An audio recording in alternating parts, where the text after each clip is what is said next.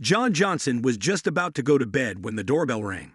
He opened the door and saw a stunning, elegant, somewhat cheerful woman. It was the landlady of the rental apartment. She looked gorgeous in a shimmering tight dress, open high-heeled shoes, and a sleeveless fur coat. She had a designer handbag in her hands, and her makeup was flawless.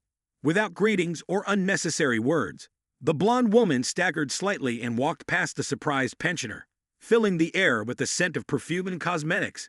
John had only seen this woman once before. The charming lady was sitting in the passenger seat of a Porsche Cayenne driven by the owner of the apartment. It was with him that John had arranged to pay the rent. At that time, the attractive girl had not even looked at him. And now she was standing in the middle of the apartment, looking around as if trying to figure out where she was.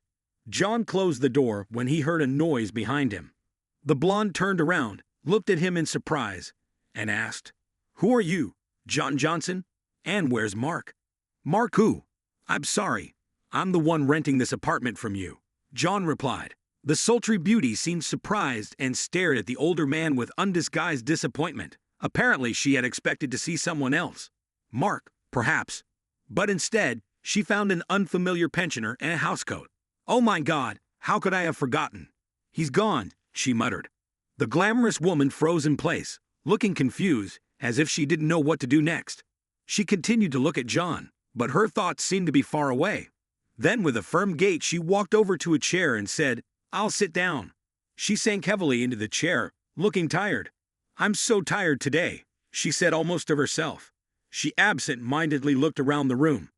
John, not knowing how to behave with a woman who was almost 2.5 times his age, felt a strange joy at the mere presence of being near her. Her presence radiated femininity, and a faint hope began to dawn in his soul. Suddenly, the woman reached into her designer bag and pulled out a bottle of brandy.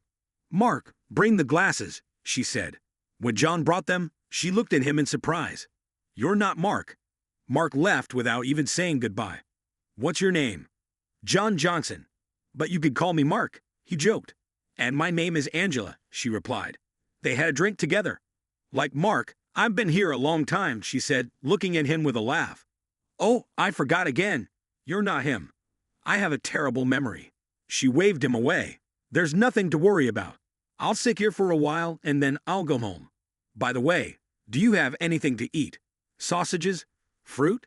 John brought her some food. "I'm so tired," Angela complained. "Then take off your shoes," John suggested. "Let me help you." He knelt down and began to undo the buckles of her shoes, revealing her perfect ankles and colorful pedicure. "Oh, that's better," she sighed. "You shouldn't have done that, though. Now you'll have to put them back on." Angela began to tell a story about her friend Rita, who had danced on the catwalk at the club, twirling on a pole in a short skirt. She was laughing, gesticulating animatedly. Suddenly Angela said, "I have to go home." "What about your shoes?" reminded her John. Angela looked down, smiled, and sat back up. "Go ahead and put them back on," she said, but then stopped. "Wait," she added, getting up and heading for the restroom. John sat back down at the table, not wanting her to leave. Had this been a dream?